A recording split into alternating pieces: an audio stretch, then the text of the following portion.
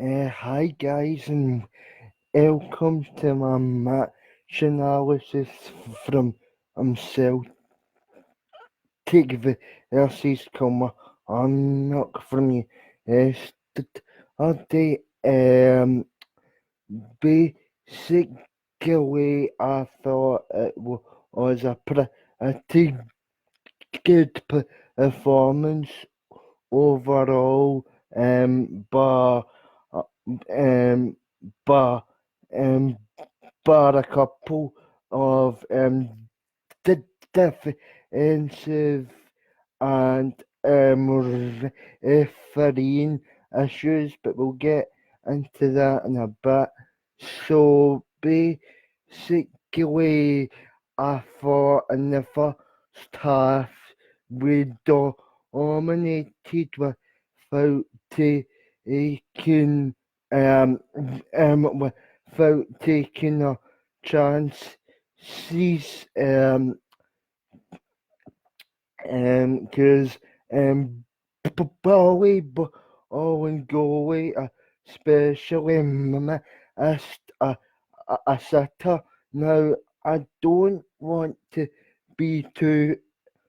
Now, I don't want to be too critical of the guy though, because he did have a good performance at Ibrox a couple of weeks ago, but and the fact is he's a defender as well. But the fact that as though the from area is positioned in the box, so he should have tapped it in. But I thought as well,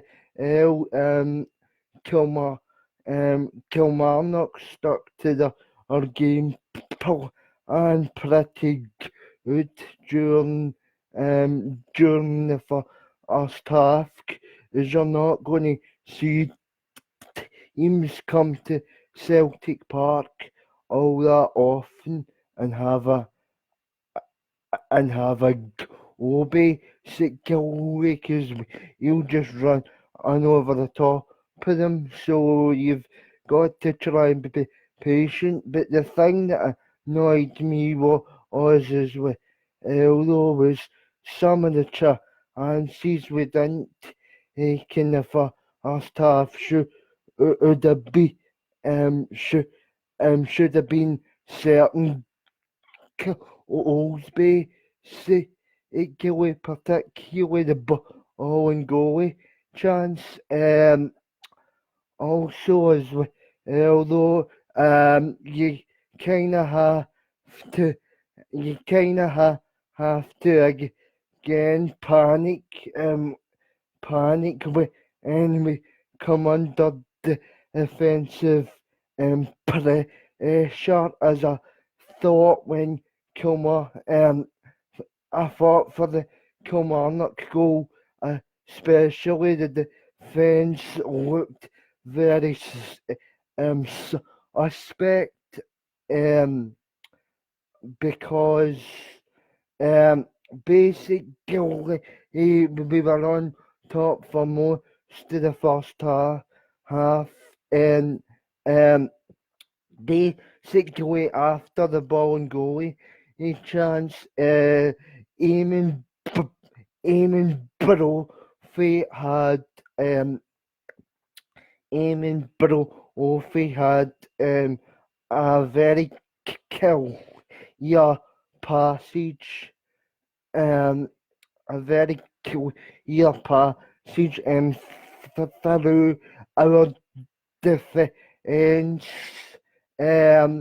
But again, for his goal, although I have to admit, it was a pretty good finish, because the boy took it well, and yeah, and fun fact about Eamon Brophy, he actually came through our youth academy,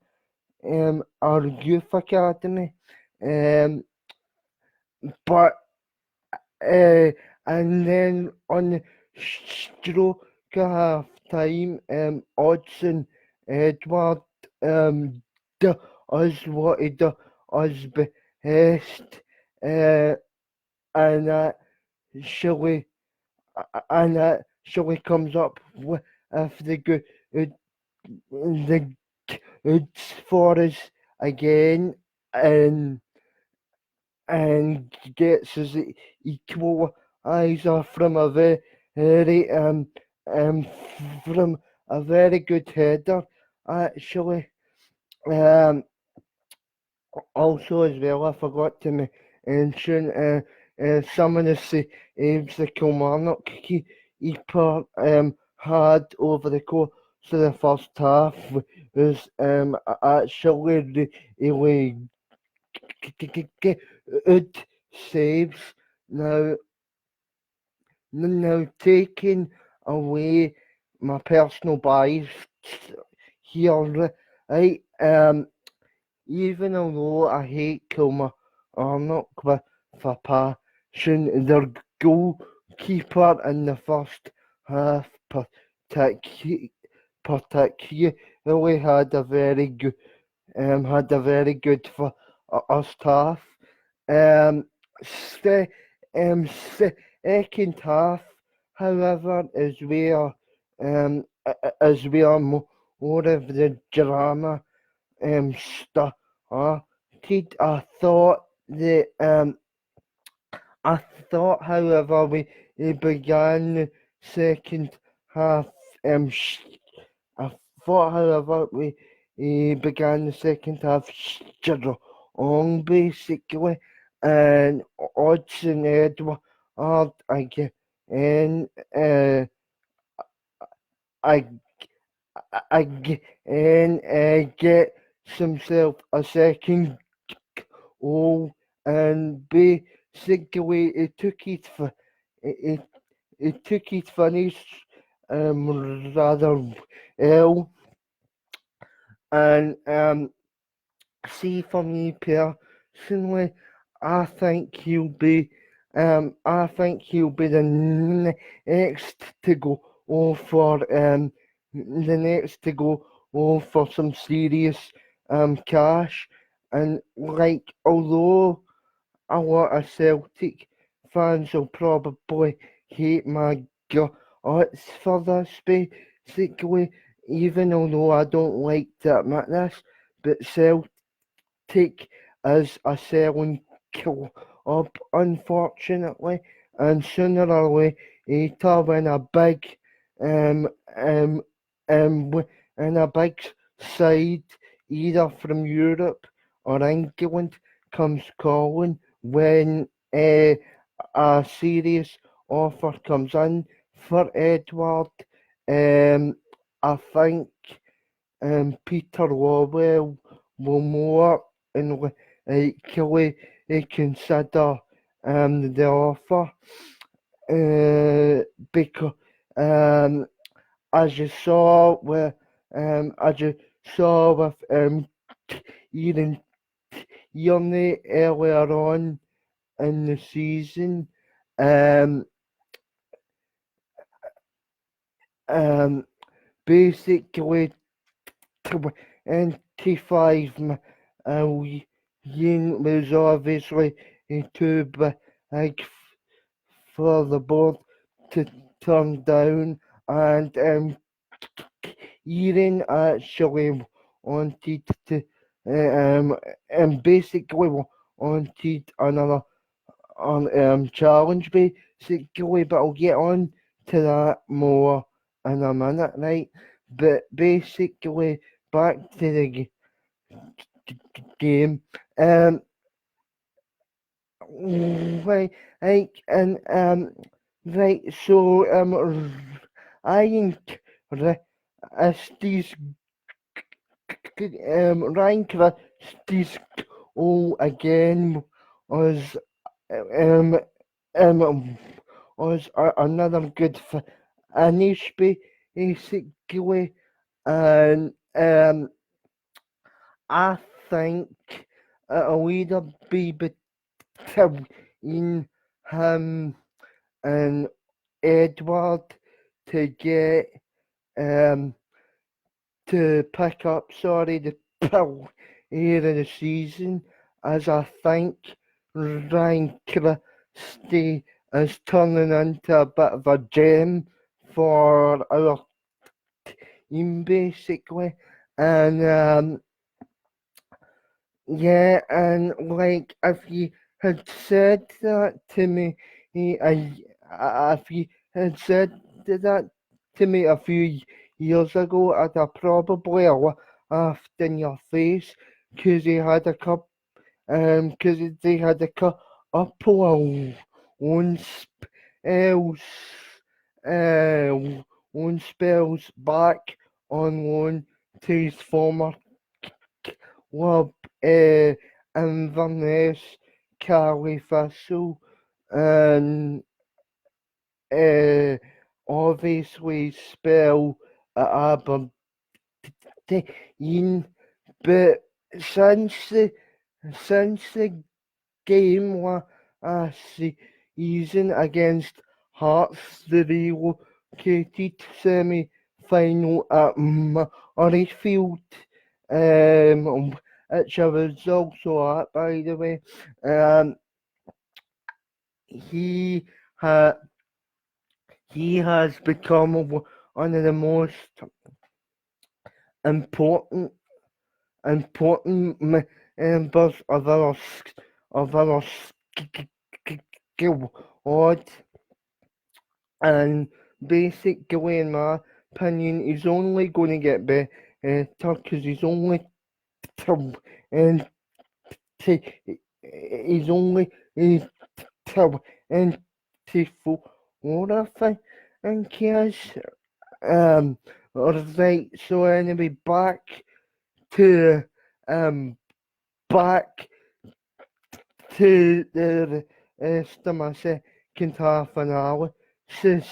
Um, Kilmarnock didn't really create too much, so there was a couple of chances that they had, a couple of half chances and that, but basically, um,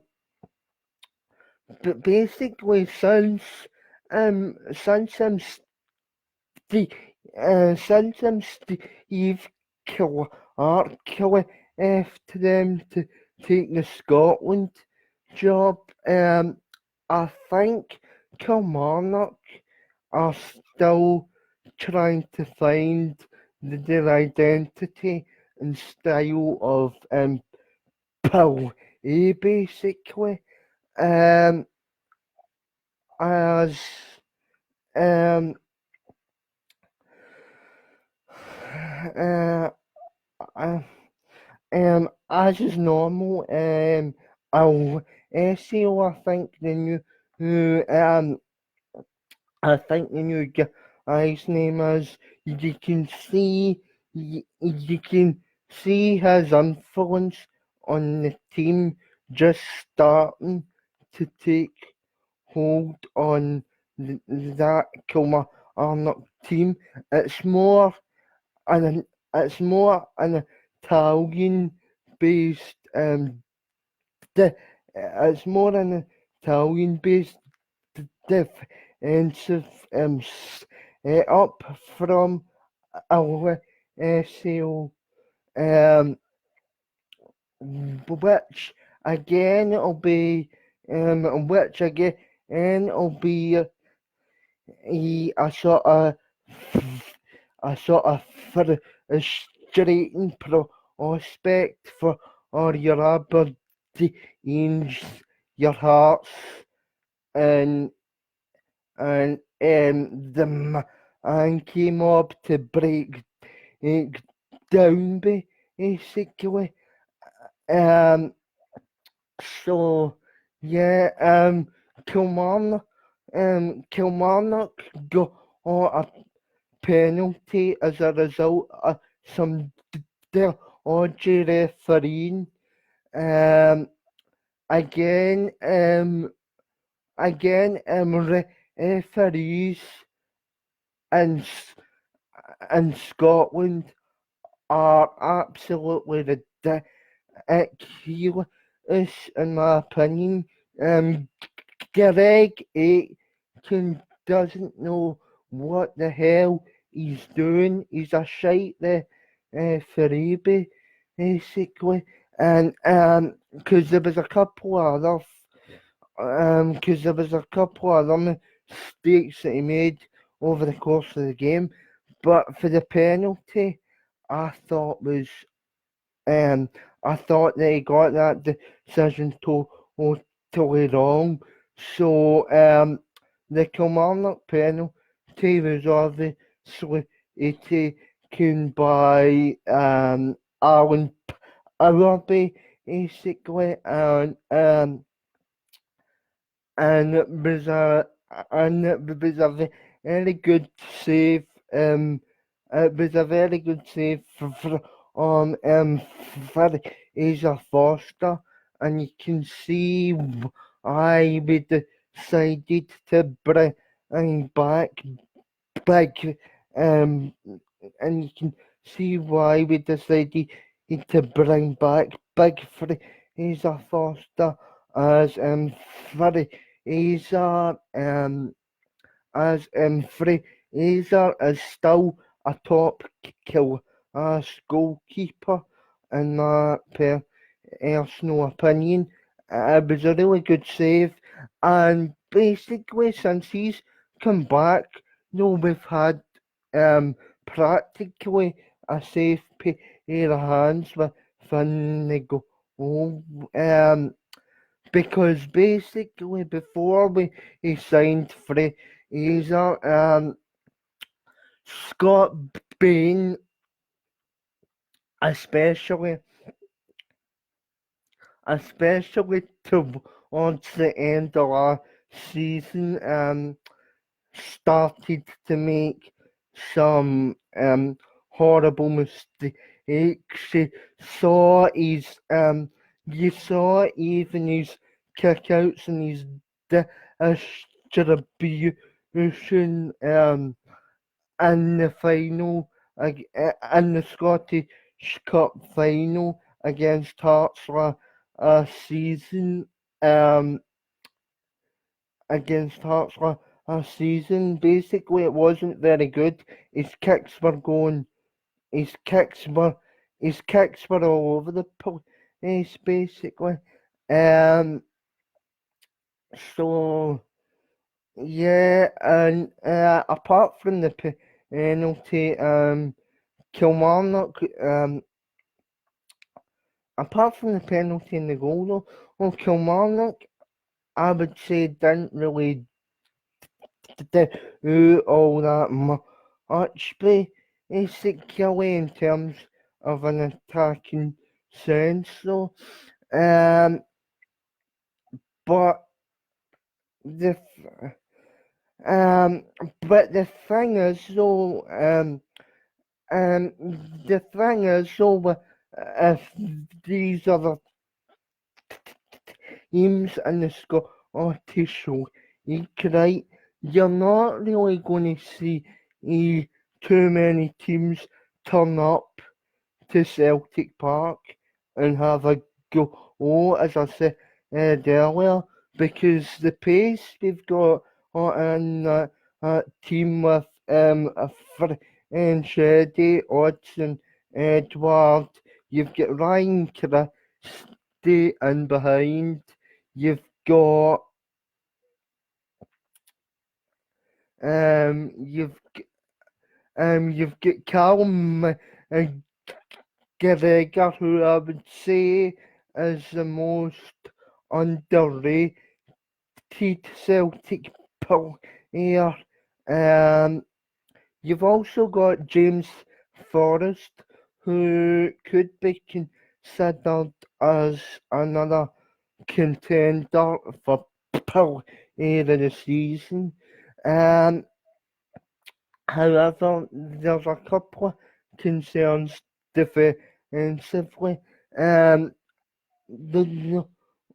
anyway, right, so Christopher Julian, who we signed in the summer, again picked up I don't know if it's a knock or that, but basically the way he left the park was a bit concerning because we've already got a couple of defenders out and some Unovich guys like that basically, so we can't afford any more defensive casualties. Right, so that's 18 points out of a possible 18, and basically you can't ask for a better start than that. Um, so yeah, right, basically, so far though, the only issue I would say, for us at the minute is the defence, because sometimes the defence looks okay and looks solid, but then you have cases such as the Champions League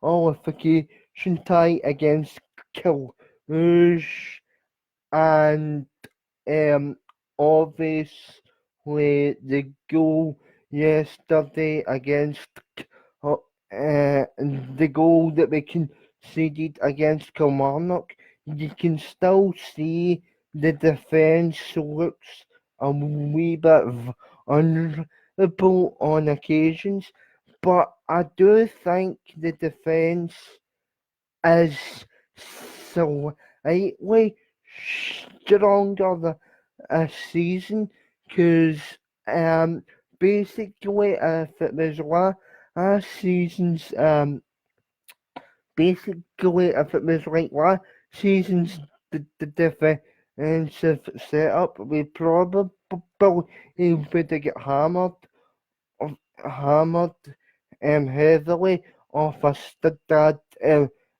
off a Stad N on Thursday night. But again, no, like I think again, no, I think you I think and tactics are more suited um are more suited in Europe though. Oh, and also though it's actually a lot better to watch though, because under the previous management, like I won't mention the guy's name because I'm still bitter to odds him and how he left the club, right? But that's another issue. Basically, I think that we look better going forward. Um, better going forward, and like basically since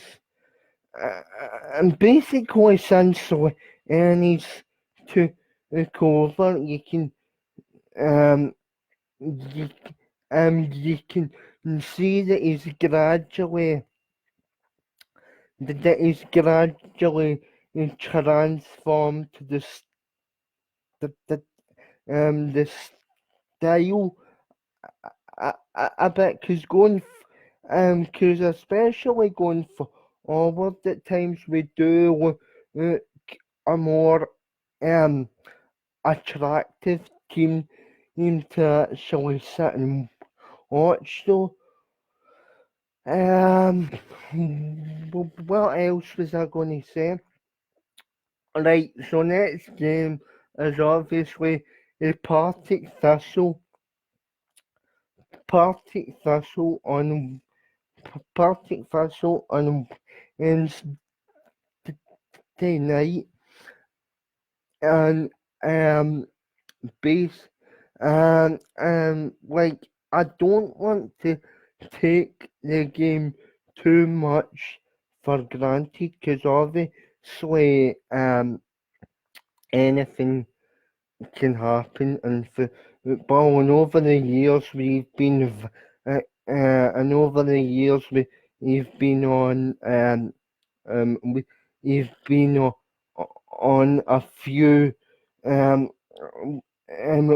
we've been on we've been on the wrong end of cup competition shocks basically, um but yeah, I think we will get the job get the job done against Partick, because from what I've heard from Partick is they've let go of Gary Caldwell, and they're without out a manager, and basically from what I've heard is they won't get a manager until until next until next until until next week basically. So I'm gonna give my score prediction here. I'm gonna go for uh I'm gonna go for Farina Celtic, because um because Kilmarnock are sitting bottom of the ta- bottom of the Scottish Championship table. So basically, if eh, um basically for them, they're a side that that that hasn't got too much confidence within it, and basically they could find themselves again going down basically, and for a for a club the size of Partick Thistle, you would expect them to be challenging for promotion, to try and get back up to the Scottish Premiership, and also and uh, as well, this tie is well pre- um, presents the opportunity for us to get one over that we rat Kenny, that we Iraq Kenny Miller, who I can't stand, and basically, so yeah, um but um But yeah, so long as it doesn't go to extra time like they've done for one bit for the cup tie, I think we should be okay, and the team especially you can see is starting to gel basically. Um,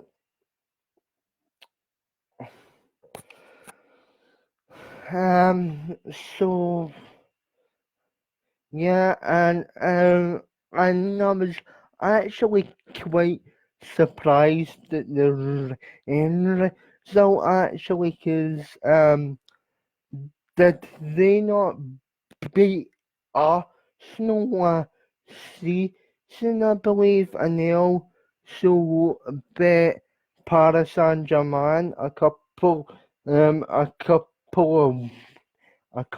of weeks ago to start the French season. Um, but you can already see that the tactics we have in place now under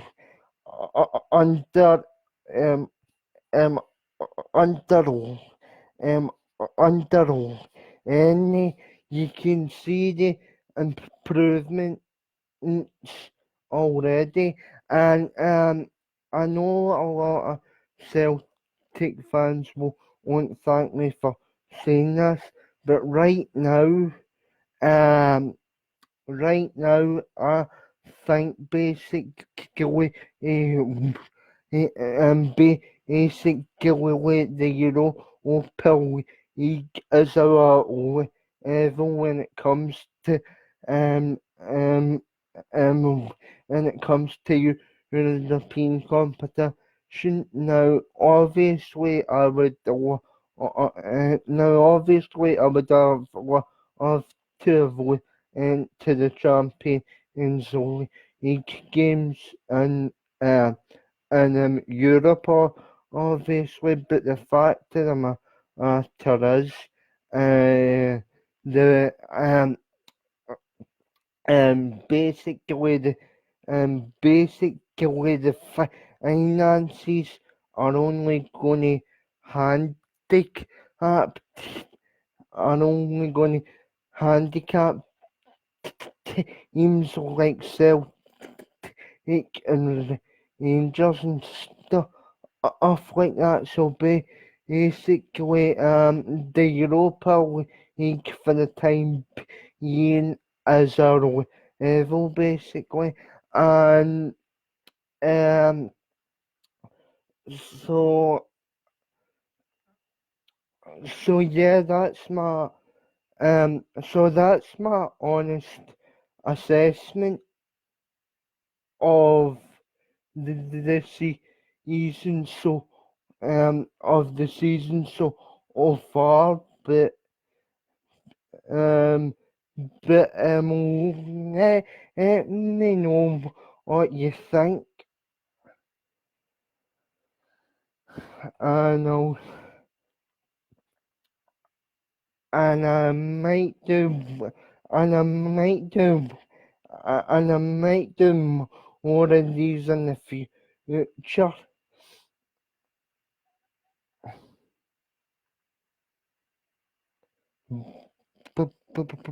Um, but um, but until then, um,